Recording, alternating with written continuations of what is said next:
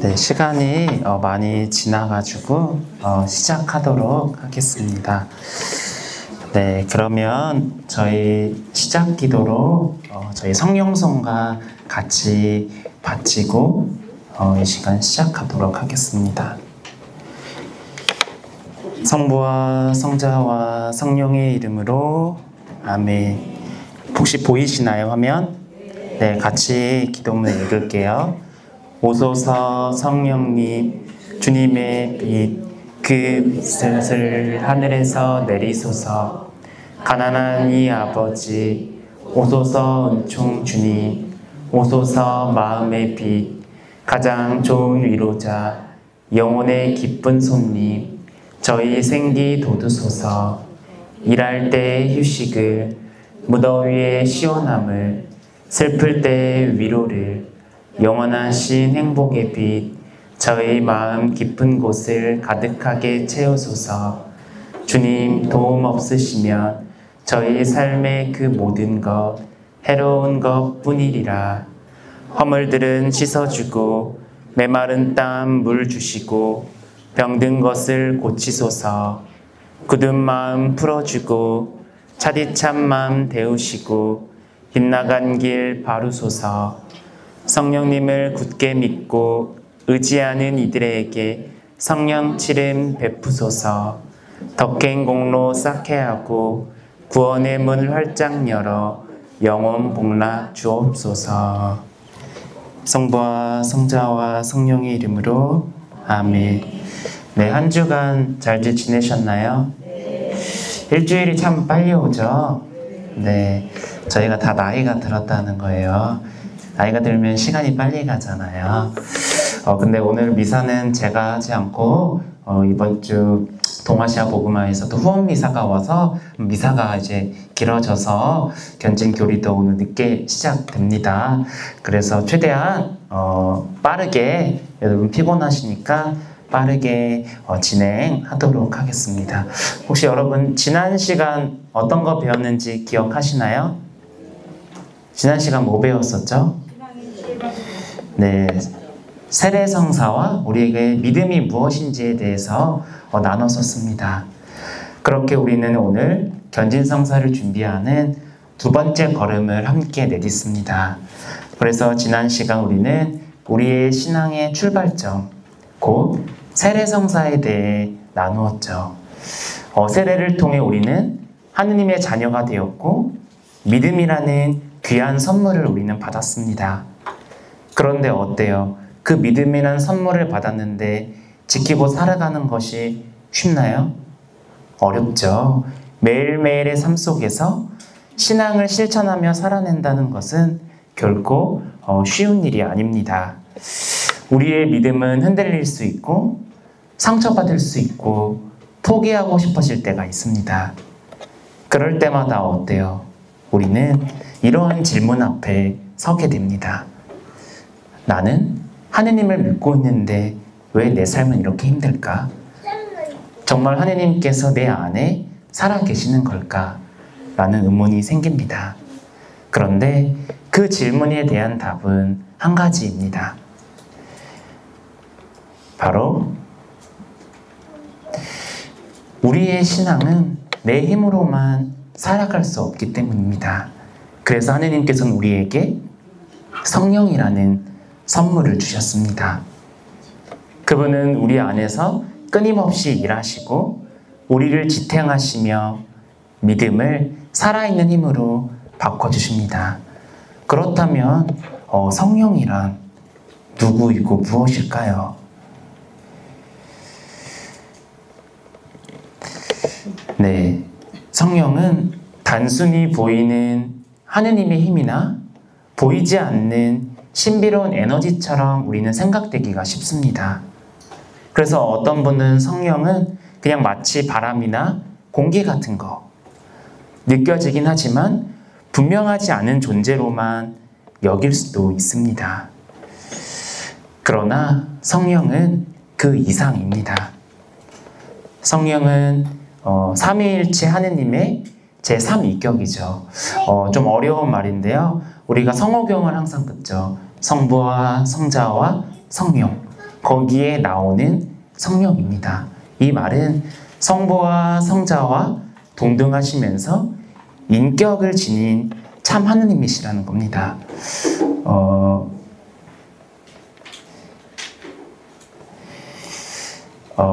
여기서 좀 더 부연 설명을 하자면 혹시 삼위일체라는 말이 우리에게는 어렵게 들릴 수가 있어요. 그런데 삼위일체란 우리가 믿는 하느님은 한 분이시지만 세 분의 인격으로 존재한다는 겁니다. 그래서 우리가 성령 강림 대축일 때 삼위일체에 대해서도 얘기하죠. 그래서 이 삼위일체라는 것은 말 그대로 신비라는 겁니다. 우리가 신비를 이해할 수 있나요? 이해할 수 없죠. 그거는 믿음으로 나아가는 겁니다. 그래서 한 분이시지만 세 분의 인격으로 존재한다는 것. 성부는 하느님 아버지, 성자는 누구예요? 예수 그리스도, 그리고 성령은 하느님의 숨결이. 이거는 서로 다른 역할을 하면서도 완전히 하나이신 하느님이라는 뜻입니다. 조금 비유적으로 말씀드리자면 태양이 있어요. 태양은 빛과 열, 에너지로 존재합니다. 마찬가지로 하느님도 사랑이라는 하나의 본질 안에서 사랑을 주시는 분이 누구예요? 성부입니다. 그리고 그 사랑을 드러내시는 분이 누구죠?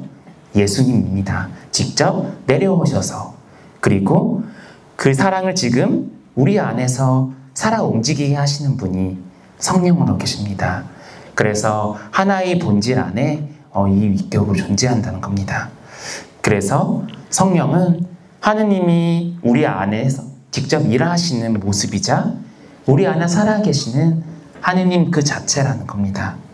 그래서 우리는 매 미사 때마다, 무슨 기도할 때마다, 어떤 일을 할 때마다 성호경으로 시작해서 성호경으로 끝납니다.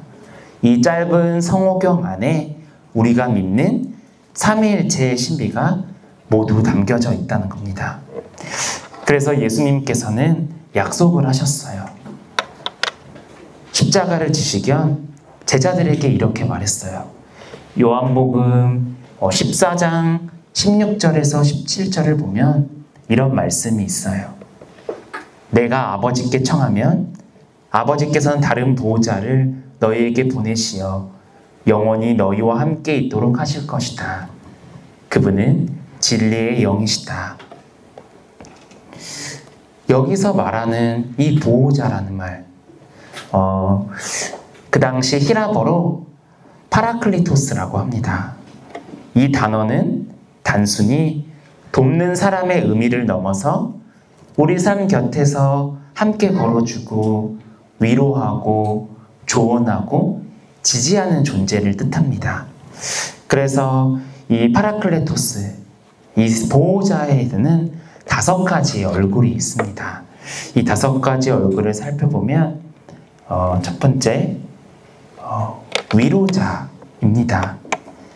우리가 상처받았을 때 말없이 옆에 서 있어주는 사람, 슬픔에 빠졌을 때 손잡아주며 괜찮아 라고 말해주는 사람.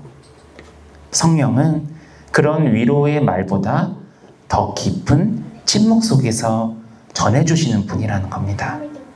이 두 번째 역할은 또 조언자입니다. 카운셀러. 인생의 중요한 결정 앞에 우리가 혼란스러울 때 무엇이 선택하는 것이 내 삶에 옳은 걸지 아닌 건지 헷갈릴 때, 그리고 우리가 이 양심이라는 것이 있죠. 이 길이 바른 길이라고 알려주시는 분. 때로는 마음의 평화를 주시고 때로는 불편함으로 우리를 각성시키는 분이 성령이라는 겁니다. 세 번째는 중재자입니다. 우리가 하느님 앞에서 부족할 때 우리의 연약함을 대신 말해주시고 하느님께 우리를 위한 변호를 해주시는 분이라는 겁니다. 그래서 로마서 8장 26절에 보면 이런 말씀이 있어요. 성령께서 말로 다할 수 없는 탄식으로 우리를 대신하여 간구하신다. 우리를 위해 대신 변호해 준다는 겁니다. 이 네 번째는 지지자입니다. 이거 앞에 아까 잘못 넘어갔는데, 네. 신앙이 흔들릴 때, 그리고 선한 선택이 두려울 때, 괜찮아, 너는 할 수 있어, 내가 도와줄게 하면서 우리 안에 용기를 또 주시는 분이 성령이라는 겁니다. 다섯 번째, 이 동반자입니다. 성령은 멀리서 도와주는 하나님이 아니라, 저 멀리 계신 분이 아니라 우리 삶 가운데 함께 계시는 분이라는 겁니다. 내 기도의 침묵 안에서, 아니면 미사의 말씀 안에서, 아니면 내 옆에 있는 사람의 미소 안에서 그렇게 함께 하시는 분이라는 겁니다. 그렇게 예수님께서는 우리를 혼자 두고 떠나지 않으셨다는 겁니다. 아까 십자가 지시기 전에 이렇게 성령을 보내주시겠다고 약속을 한 것처럼 우리에게 성령을 보내시며 이렇게 말씀하십니다. 요한복음 그 이어서 14장 18절에 이런 말씀이 나옵니다. 나는 너희를 고아로 버려두지 않고 너희에게 다시 오겠다. 이 한마디는 우리의 외로움, 상처, 두려움에 대한 가장 깊고도 확실한 약속이죠. 혼자 내버려두지 않고 함께 하신다는 것. 그렇게 이 성령께서는 함께 머무르시는 분입니다. 성령은 잠시 왔다가 떠나가는 그런 방문객 같은 것도 아닙니다. 또 신앙생활이 잘 될 때만 계시다가 우리가 잘못을 저지르거나 죄를 지었다면 떠나시는 분도 아니라는 겁니다. 성령께서는 우리가 세례를 받고 우리 안에 거처를 삼으시는 분이라는 거죠. 그래서 우리를 또 하나의 움직이는 하느님의 성전으로 만들어주는 분입니다. 그래서 고린도일서 3장 16절에 보면 이런 말씀이 있어요.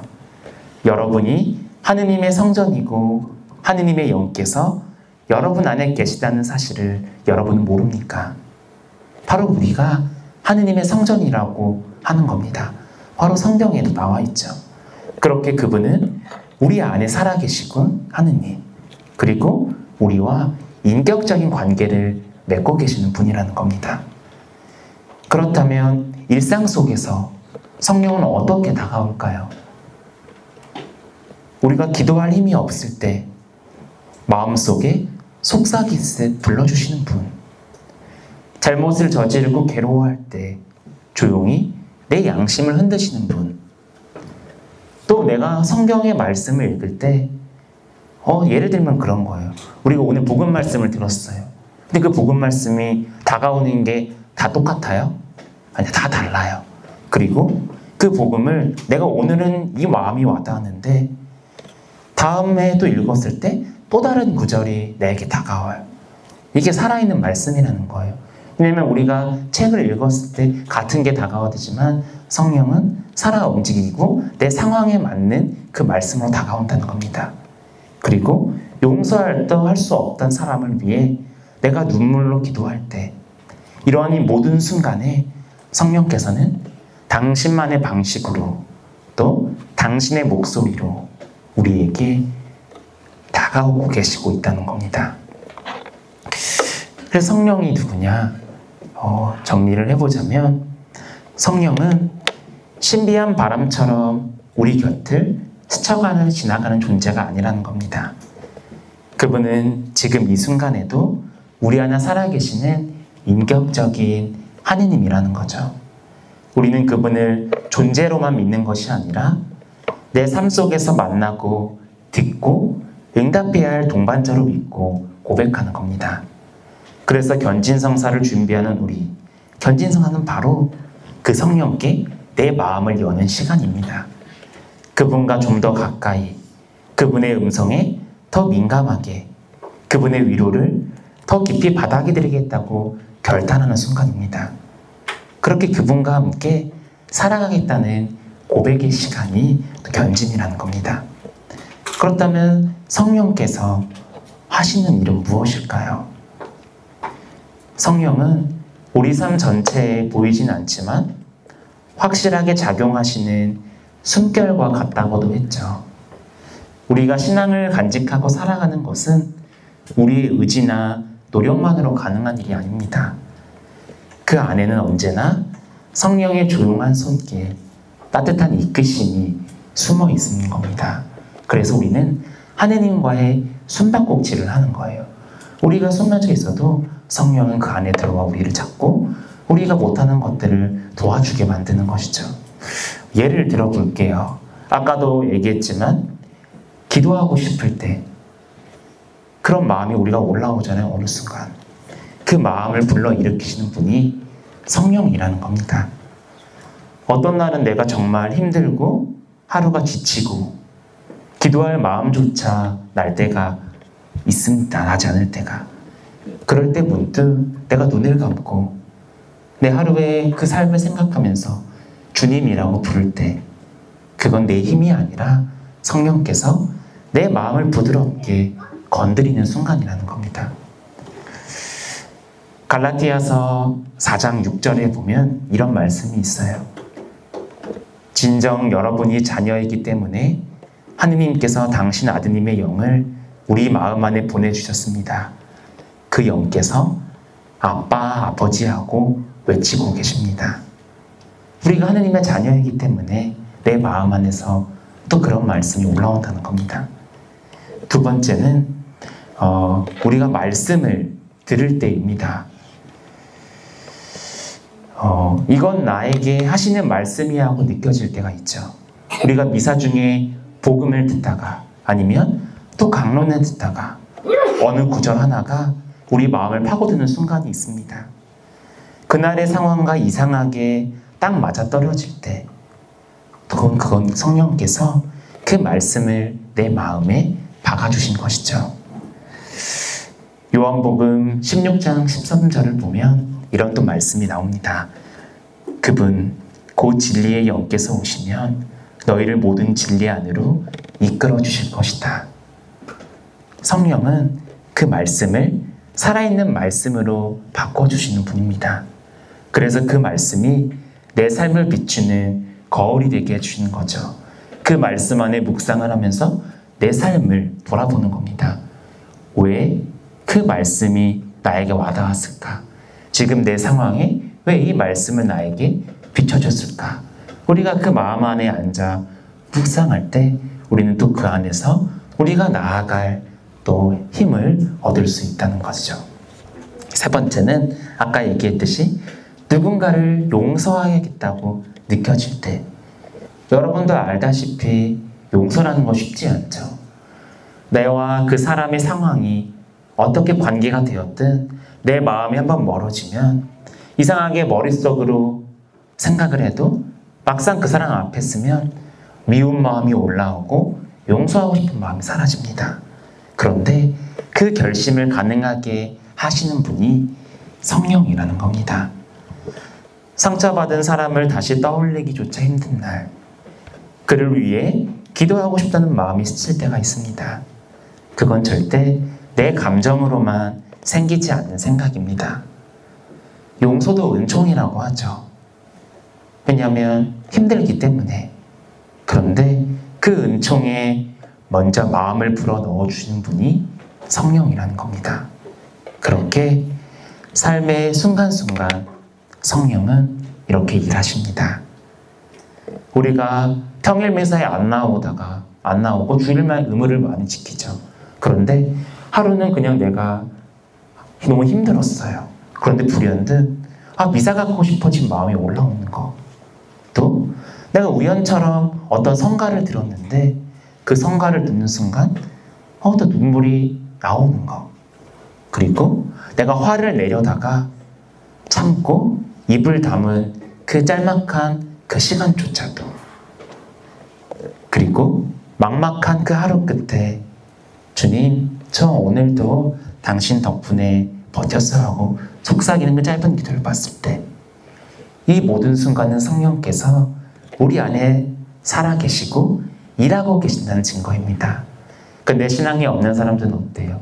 그냥 내 힘만으로 모든 걸 또 한다고 생각을 하죠. 하지만 성령께서 우리를 이렇게 보호해 주시고 함께 한다는 겁니다. 그래서 로마서 8장 16절을 보면 또 이런 말씀이 나옵니다. 이 성령께서 몸소 우리가 하느님의 자녀임을 우리의 영에게 증언해 주십니다. 그 증언은 거창한 예언이나 기적을 통해서가 아니라 아주 일상적인 순간 속의 깨달음과 변화로 우리에게 다가온다는 겁니다. 정리하자면 성령은 단지 우리가 성경 속 인물들만 체험한 것이 아니라는 겁니다. 성령은 우리가 느끼지 못했지만 이미 지금 이 자리에서도 우리와 모두 함께 계시는 분입니다. 그래서 성령은 우리가 배워야 하는 것이 아닙니다. 우리가 느끼고 살아가야 한다는 거죠. 왜냐? 그분은 언제나 우리 삶 안에서 먼저 우리에게 다가오고 계시기 때문이라는 겁니다. 그렇게 성령에 대해 우리는 이렇게 간략기도 배워봤습니다. 그렇다면 우리는 견진성사는 무엇일까요? 짧게 간략기도 얘기하면 지난 시간 세례에 대해 얘기했었죠. 세례가 신앙이 심겨진 그 신앙의 씨앗이 심겨진 순간이라면 견진성사는 그 씨앗이 자라나고 열매를 맺기 시작하는 순간입니다. 우리는 세례를 통해 하느님의 자녀가 되었고 성령께서 우리 안에 살아계신다는 약속을 받았습니다. 그렇다면 견진성사는 무엇을 더해주는 성사일까요? 지난 주간 성숙해진다고 했죠. 견진성사는 한마디로 성인식 같은 거라고 했었는데 요한 1서 2장 27절을 보면 이런 말이 나와 있어요. 여러분은 그분에게서 기름 부음을 받았고 지금도 그 상태를 보존하고 있으므로 누가 여러분을 가르칠 필요가 없습니다. 그분께서 기름 부으심으로 여러분에게 모든 것을 가르치십니다. 기름 부음은 진실하고 거짓이 없습니다. 여러분은 그 가르침대로 그분 안에 머무르십시오. 견진성사는 하느님께서 우리에게 주신 성령의 은총을 더 깊이, 더 분명하게 도장처럼 인호를 찍는 순간이라는 겁니다. 그래서 우리는 그것을 인호라고도 표현 사용됩니다.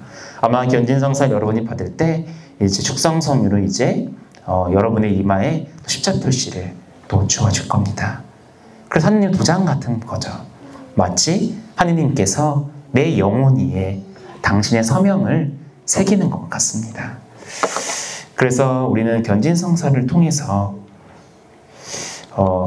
우리는 무엇을 받냐? 첫 번째, 성령의 힘을 새롭게 받습니다. 이거는 단순한 마음가짐이 아니라 각오가 아니라 실제로 성령의 은총이 다시 한번 내 안에 강하게 주입되는 은총의 시간이라는 겁니다. 두 번째는 우리가 그리스도인으로 살아갈 힘을 받는다는 겁니다. 세례로 우리가 신앙을 시작했다면 이제는 그 신앙을 내가 책임지고 살아가겠습니다라고 고백하는 때입니다.